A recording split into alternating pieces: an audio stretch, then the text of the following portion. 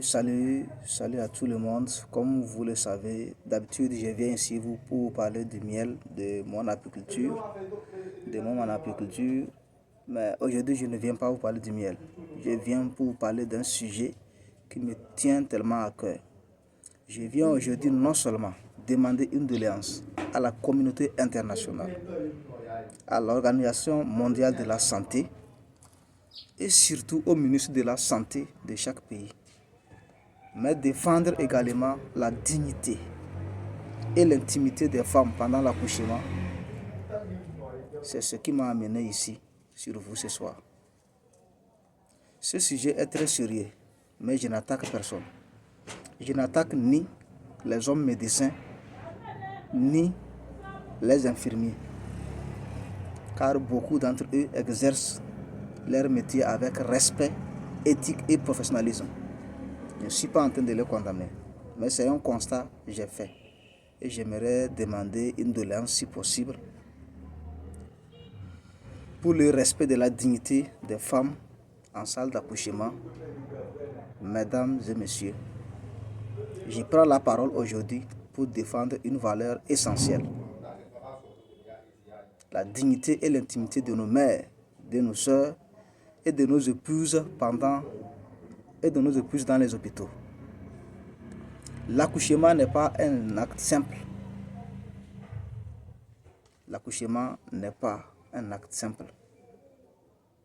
C'est un moment sacré. C'est un moment sacré, un moment de vulnérabilité profonde, un moment où la femme mérite protection, respect et considération. C'est pour cela que je veux et je demande humblement que nos mamans, nos soeurs, nos femmes soient assistées par des sages-femmes et non des maïticiens pour plus d'intimité et de discrétion lors de leur accouchement. C'est-à-dire, j'ai remarqué que pendant l'accouchement, il y a des hommes, je ne sais pas comment est-ce qu'on les appelle avant, si les gens les appellent les sages hommes ou quoi, mais je sais qu'il y a une dénomination qu'on appelle sage femmes. Donc c'est les femmes qui aident nos mamans, nos soeurs à accoucher de leur bébé. Mais il y a les hommes qui font ce travail pour le respect de la dignité, de l'intimité et pour des raisons éthiques. Je demande une doléance humblement pour que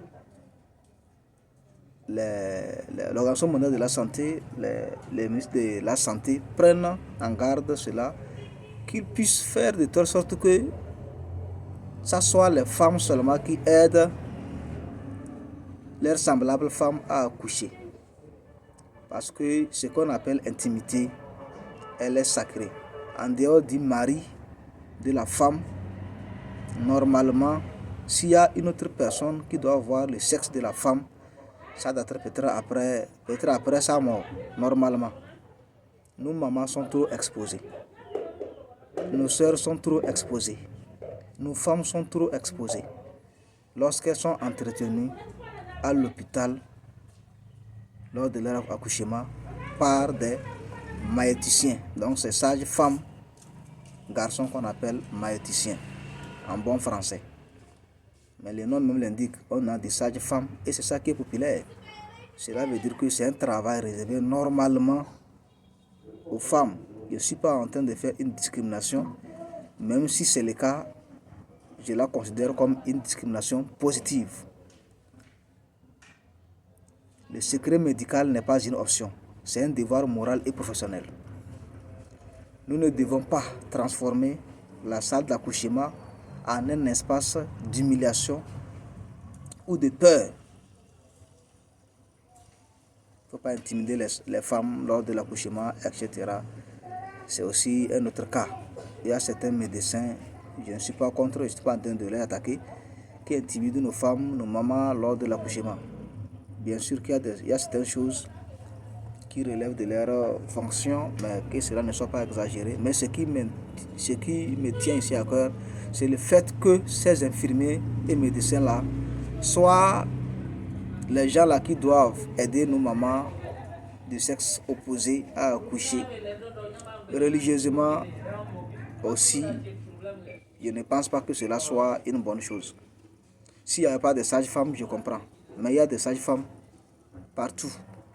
Il n'y a pas manque de sages-femmes. S'il y a manque, l'État doit faire un effort peut-être pour recruter beaucoup de femmes pour ce travail. C'est une doléance que je demande. C'est une doléance que je demande. Le combat que je mène n'est contre quelqu'un, mais il est contre l'irresponsabilité et le manque d'éthique. Protéger l'intimité de la femme, c'est protéger la dignité humaine elle-même. Est-ce que vous me connaissez? Vous ne me connaissez pas avant. Je n'ai pas parlé de ce sujet, mais si aujourd'hui je viens ce sujet, c'est parce qu'il m'a beaucoup tenu depuis longtemps. J'ai beaucoup sciencé ce sujet. Si j'ai offensé quelqu'un par inattention, que la personne me pardonne. Je vous remercie.